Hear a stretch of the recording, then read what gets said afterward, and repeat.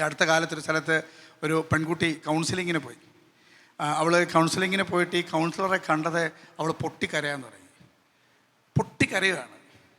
ഇംഗ്ലീഷും മലയാളം കൂടെ കൂട്ടിയിട്ടൊരു പ്രത്യേക ശബ്ദത്തിലാണ് കരയുക. അപ്പോൾ കരയുന്നതിൻ്റെ ഇടയ്ക്ക് ഈ കൗൺസിലിംഗ് നടത്തുന്ന ആൾ ചോദിച്ചു, സി റിലാക്സ്, വാട്ട്സ് റോങ്? അപ്പോൾ ഇവൾ പറഞ്ഞു, ഐ എം എലോൺ എന്ന് പറഞ്ഞിട്ട് പിന്നെയും കരഞ്ഞു.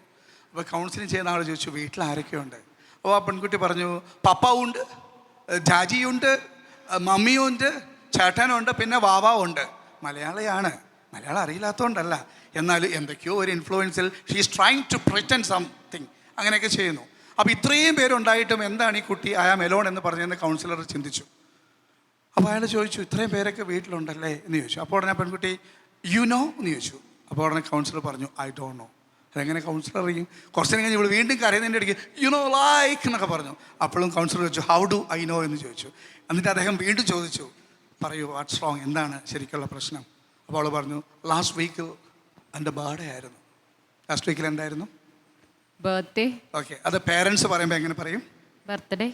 ഗ്രാൻഡ് പേരൻറ്റ്, വല്യമ്മച്ചി പറയുമ്പോൾ എങ്ങനെ പറയും? ബർത്ത്ഡേ. അങ്ങനെയല്ല, ബർത്ത്ഡേ അല്ലേ കൊച്ചേ, പള്ളി പൊടി എന്ന് പറയും. ഞാൻ അവിടെ വരെ എത്തിയിട്ടില്ല. അപ്പോൾ അങ്ങനെ അവളുടെ ബർത്ത്ഡേ ആയിരുന്നു. സോ ബർത്ത്ഡേക്ക് എന്ത് സംഭവിച്ചു എന്ന് ചോദിച്ചപ്പോൾ അവളിങ്ങനെ പറയാണ്, അവളിങ്ങനെയായിരുന്നു പ്രതീക്ഷിച്ചിരുന്നത്. രാത്രി 12 മണിക്ക് അലാറം വെച്ച് അപ്പനും അമ്മയും എഴുന്നേൽക്കുന്നു, വാതിൽ തട്ടുന്നു, അവൾ വാതിൽ തുറക്കുന്നു. അപ്പോൾ ഇവരെല്ലാവരും കൂടെ റൂമിലേക്ക് കയറിയിട്ട് ഹാപ്പി ബർത്ത്ഡേ ടു യു. ഉടനെ ഇവിടെ ഞെട്ടിയിട്ട് ഒറ്റ കരച്ചില്ല, കാരണം സർപ്രൈസ് ആണല്ലോ.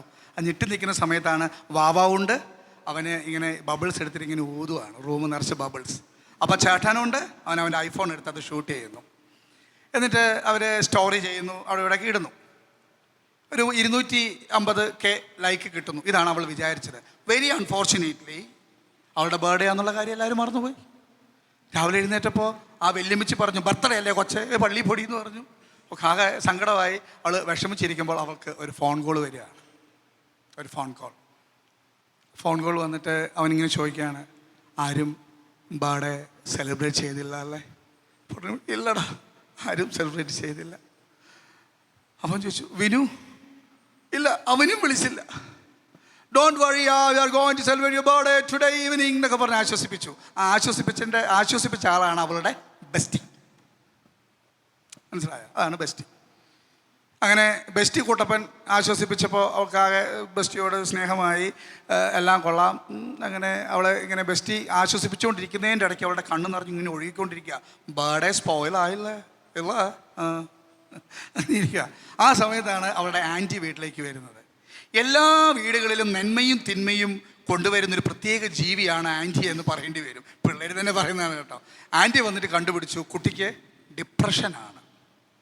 അങ്ങനെയാണ് ആ പെങ്കൊച്ച് കൗൺസിലിങ്ങിന് വന്നത്. 2 തരത്തിലുള്ള കൗൺസിലിംഗ് ഞാൻ ഇൻട്രൊഡ്യൂസ് ചെയ്യുകയാണ്. ഞാൻ എന്തുകൊണ്ടാണ് ഒരു അല്പസമയം കൂടുതൽ എടുക്കുന്നത്? നിലവിൽ കേരളത്തിലുള്ള എല്ലാ പ്രശ്നത്തിൻ്റെ പരിഹാരമായിട്ട് എല്ലാവരും പറയുന്നൊരു കാര്യമാണ്, ഒരു കൗൺസിലിങ്ങിന് വിട്ടാലോ, എല്ലാം ശരിയായല്ലോ. അപ്പോൾ അങ്ങനെ ഒരു കൗൺസിലിങ്ങിന് പോകുന്നു. കൗൺസിലിങ്ങിന് ചെല്ലുമ്പോൾ 2 തരത്തിലുള്ള കൗൺസിലിംഗ് ഞാൻ ഇൻട്രൊഡ്യൂസ് ചെയ്യാം. ഏതാണ് വേണ്ടതെന്ന് നിങ്ങൾ പറയണം. അത് നമ്മുടെ പേരൻസും നമ്മുടെ ടീച്ചേഴ്സും PTA എക്സിക്യൂട്ടീവ് കമ്മിറ്റികളൊക്കെ അറിയട്ടെ. അതിൽ ആദ്യത്തെ കൗൺസിലിംഗ് രീതി ഇതാണ്. ആ പെൺകുട്ടി വന്നിരുന്നത് നമ്മൾ ആശ്വസിപ്പിക്കുന്നു. ഓ ഡോണ്ട് വറി ആൾ, സാരമില്ല, C relax, next year birthday വരുമ്പോൾ മോളെയും കൂട്ടി പുറത്ത് ഒരു ചെറിയൊരു ട്രിപ്പ് പോകാൻ സാധിക്കുമെങ്കിൽ ഒരു ക്യാഷൊക്കെ ഉണ്ടെങ്കിൽ തായ്ലൻഡ് വരെ, ഒന്നും പറ്റിയില്ലെങ്കിൽ കൊച്ചി വരെ ഒരു ട്രിപ്പ് അറേഞ്ച് ചെയ്യാം. പേരൻസിനോട് ഞങ്ങൾ റെക്കമെൻഡ് ചെയ്യാം. Are you happy now? അപ്പോൾ ആ പെൺകുട്ടി പറയും A bit. Okay, C next വീക്കിൽ ഒരു സെഷനും കൂടി തരാം. സി അതുവരെ ഇങ്ങനെ നമ്മളെപ്പോഴും പോസിറ്റീവായിട്ടുള്ള കാര്യങ്ങൾ ആലോചിച്ചുകൊണ്ടിരിക്കണം. ഒരു പോസിറ്റീവ് ഫീലിംഗ് കിട്ടാൻ വേണ്ടി അങ്കിളിൻ്റെ തന്നെ 2-3 വീഡിയോസ് യൂട്യൂബിൽ അവൈലബിൾ ആണ്. ലിങ്ക് അയച്ചു തരാം. അതിങ്ങനെ കാണുമ്പോൾ തന്നെ നമുക്കൊരു പോസിറ്റീവ് വൈബ് ഫീൽ ചെയ്യും. 7 ദിവസം കഴിഞ്ഞിട്ട് വരണം കേട്ടോ. ഓക്കെ, സി എനിക്ക് തോന്നുന്നത് ഒരു വലിയ തെറാപ്യൂട്ടിക് സെഷൻ്റെ ആവശ്യമുണ്ടെന്ന് ഞാൻ കരുതുന്നില്ല. She is okay actually, but ഒരു 2 പ്രാവശ്യം വരേണ്ടി വരും. Okay, are you happy? Okay, ഇതൊരു കൗൺസിലിംഗ്. 2ാമത്തെ കൗൺസിലിംഗ് ഇതാണ്. പച്ചീർക്കിലി, മുല്ലവള്ളി, പിന്നെ വള്ളിച്ചൂരൻ, ഇത് 3 കൊണ്ടുവന്ന് ടേബിളിൽ വെക്കുന്നു. എന്നിട്ട് ഈ +1 പഠിക്കുന്ന പെങ്കൊച്ചിൻ്റെ അമ്മയെ നമ്മൾ വിളിക്കുകയാണ്, മമ്മി എന്ന് വിളിക്കുന്നു. അപ്പോൾ സന്തൂർ മമ്മി ഇങ്ങനെ ഓടി വരുന്നു. എന്നിട്ട് ഇതിൽ ഒരെണ്ണം സെലക്ട് ചെയ്യാൻ പറയുന്നു. എന്നിട്ട് ആ പെങ്കൊച്ചിനായിട്ട് 2 തല്ല് കൊടുക്കാൻ പറയുന്നു. ഓക്കെ, 2 തരത്തിലുള്ള കൗൺസിലിംഗ് ഞാനിവിടെ അവതരിപ്പിച്ചു. ഇതിലേതായിരിക്കും ശരിക്കും എഫക്റ്റീവ് എന്നാണ് നിങ്ങൾ കരുതുക? സർ, ഞാൻ മനസ്സിലാക്കുന്നത് ഈ കോളേജിന്റെ വൈസ് ചെയർപേഴ്സൺ ഈ കൂടെ ഉണ്ടെന്നാണ്. ആണോ?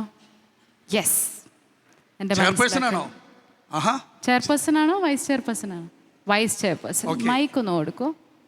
ഒരു യഥാർത്ഥ നേതാവാണ്. കണ്ടോ, മുഖ്യധാരയിലേക്ക് വരാതെ അണികൾക്ക് പ്രാധാന്യം കൊടുത്തുകൊണ്ട് മാറി നിൽക്കുന്ന ഒരു ക്വാളിറ്റി ഉള്ള ഒരു ലീഡറാണ്.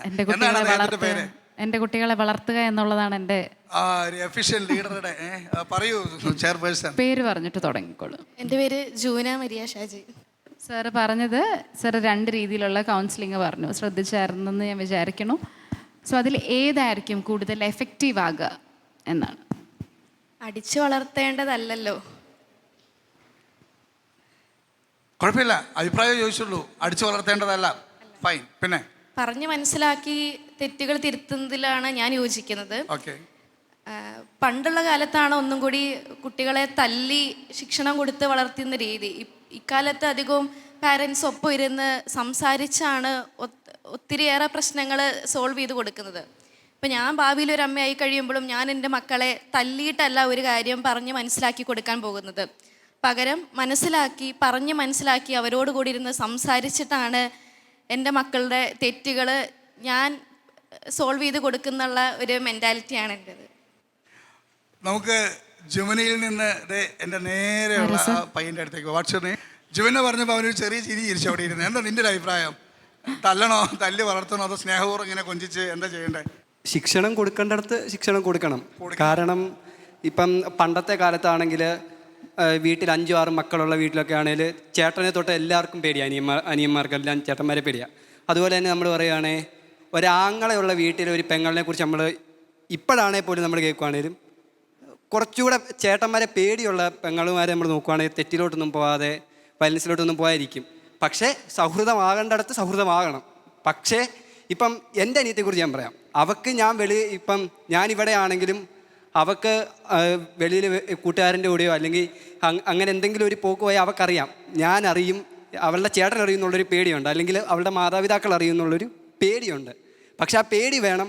പക്ഷേ വീട്ടിൽ അവൾ എൻ്റെ സഹോദരിയേക്കാൾ ഉപരി എൻ്റെ ഒരു സുഹൃത്താണ്. എനിക്ക് എല്ലാ കാര്യവും അവളോടും പറയാം, അവൾക്ക് എന്നോടും പറയാം. ഇത് രണ്ടും ഒരു കുടുംബത്തിലുണ്ടായാൽ മാത്രമേ ഇതിൽ നിന്ന് മാറി ചിന്തിക്കാൻ പറ്റുമെന്ന് എനിക്ക് തോന്നുള്ളൂ. കാരണം രണ്ടും ഒരേപോലെ വേണം.